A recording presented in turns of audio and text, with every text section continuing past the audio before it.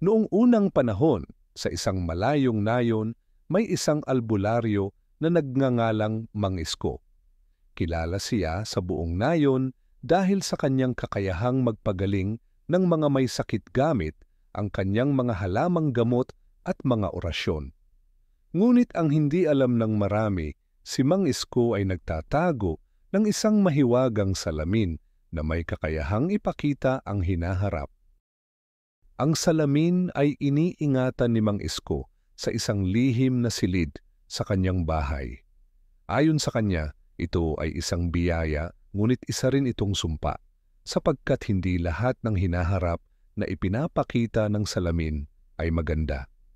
Sa kabila nito, maraming tao ang nag-aasam na makita ang kanilang kapalaran.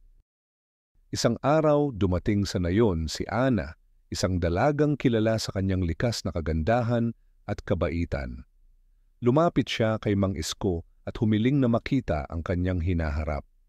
Bagaman nag-aalinlangan, pinaunlakan siya ni Mang Isko at dinala sa silid kung saan naroon ang mahiwagang salamin.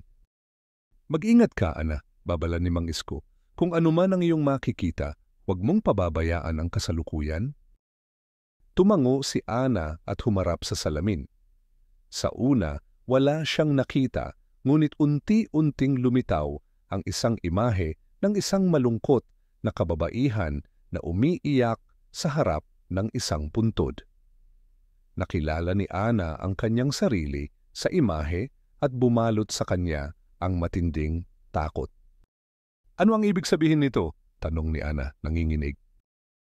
"Iyan ang maaaring mangyari sa iyong hinaharap," paliwanag ni Mang Isko.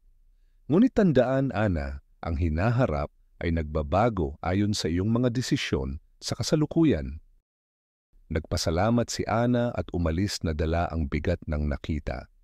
Mula noon, naging maingat siya sa kanyang mga desisyon. Naging mas mapagmahal siya sa kanyang pamilya at nag-ingat sa kanyang kalusugan. Lumipas ang mga taon at si Ana ay nagkaroon ng masaya at mahabang buhay. Ang nakita niya sa salamin ay hindi nangyari dahil pinili niyang baguhin ang kanyang landas.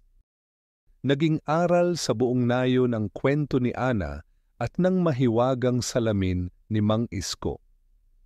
Nalaman nilang ang kapalaran ay nasa kanilang mga kamay at kahit anong makita sa hinaharap, maaari itong mabago kung sila'y gagawa ng mabubuting desisyon sa kasalukuyan.